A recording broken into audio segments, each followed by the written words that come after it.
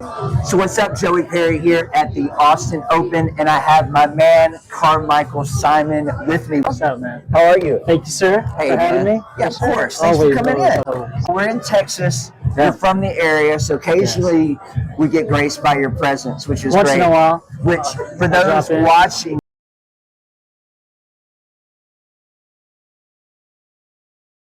tell everybody what you love so much about sport karate. What keeps bringing you back? Because you're not competing, you're not promoting. Why are you coming back and being a part of what we're doing? Oh, absolutely. I mean, I think there's two parts to it, right? The promotional piece of it, right? This is my era and my peers who I've competed against with, and we're just taking it. You guys are taking it to the next level, right? It's evolving sport karate, and me being a performer, I start to see the opportunity for this next generation to be able to develop careers out of this. For one, I think as well as the parents. The parents have been more educated in the sport. I believe the governance, the sponsorships, everything that you guys are doing, NASKA and ProMac, have been really been able to foster the future of sport karate. Now, being local, having the opportunity to come here to Texas, my background is East and West Coast, so to be able to bring sort of that philosophy and style, I would say West Coast Ernie Reyes and East Coast June Ree, you get both of the traditional, the creative pieces here in Texas, and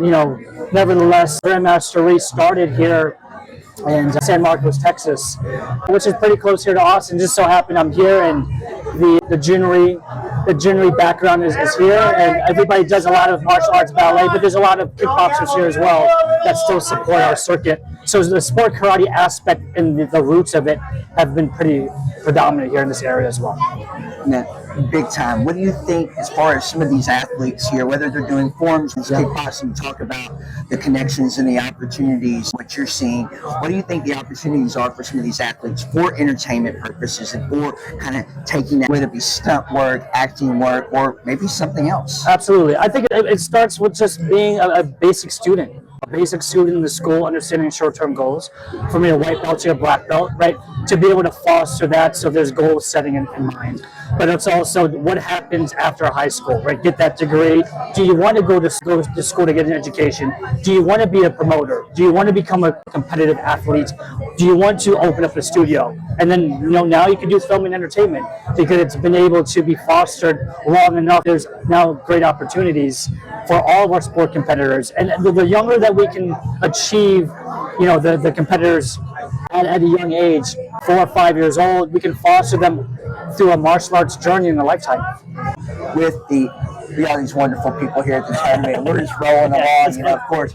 With all those different opportunities, like yourself, through sport karate, through martial arts, and getting into entertainment, and worlds beyond that. Yes. Sport karate truly is a pathway, right? Absolutely is. I mean, the thing is, I would not be who I am if I didn't have these opportunities. And growing up in this sport since the late 80s, early 90s, it's evolved so much, but there has been a lot of paving of roads and pioneering new things. Now we've been able to, provide a new stream of income and a new stream of career for these individuals. So it's only not just my responsibility, but now my obligation to be able to be here to support, the leagues, the promoters, and, the governing bodies that help these competitors and these families out. Man, with that history and that knowledge, what do you see? Now we've got with NASKA and collaborating, working so hard, other leagues around the country.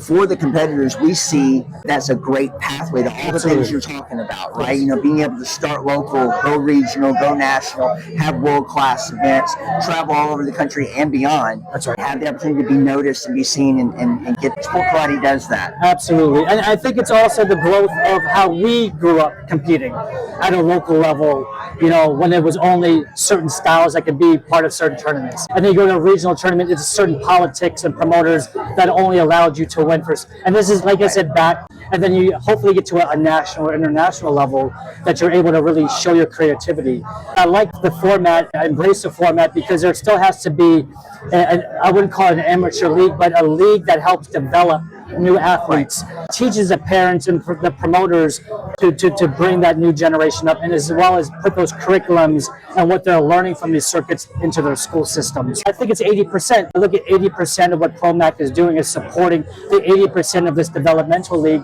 So you have the opportunity locally and regionally to go nationally, to go to a NASKA circuit, to eventually be picked up for sponsorships for teams, and hopefully get signed to an agency over time, or even work with major stunt coordinators in film and entertainment, or even be part of an organization that will teach you the business of how to open up martial arts schools. And I think that's really the path of what I see, the amazing synergy that's already been experienced. It's already happened. It's already been proven out that ProMac is going to be that 80% of that developmental league to foster the next generation of talent to NASKA. All right, that's what's up. Tell us, as we're chatting here about this stuff, a little serious, a little less serious, what do you see out these days in competition? What are your favorite divisions to watch? Coming from your background, what do you like to see? Obviously, it's always going to be, for me, is creative, musical extreme. That's going to be my background. I enjoy how the younger individuals, the kids now that are able to do just the basic 540s and 720s and cheat sevens. Is it wild to say it's basic? And that's basic. That's basic, like a down block or a high block or an inside block now. 1992, we were like, we're still trying to visualize all that, right? We were watching ice skating to get concepts. That's right. How can we tighten up? How do you tighten up? So, but with that, I hope the next generation with these platforms continue to do forms, weapons, and fight. I think that's still important for conditioning, for resiliency, and most important, you have to fail at certain divisions, so what success feels like in time. Absolutely. And I think that's where the next generation of coaching is going to be. Not every school is going to have the opportunity to have that sport karate choreographer or that point fighting coach there. This is where they have the ability to now not be a renegade circuit or a renegade coach. They can come to these circuits and find the appropriate coaches and choreographers and be developed properly without having to figure out who they need to go to. All right, one last question for you here. Who is Carmichael Simon's favorite sport karate competitor of all time? Ernie Reyes Jr. I kind of knew that was going to be the answer. I think he might be my favorite. That's it. I'm going to admit some of my favorites right here. So, appreciate your time. Thanks for coming out. Always great to see you. Thank you. Ladies and gentlemen, world champion, Kid Carmichael Simon. That's what's up. Sure.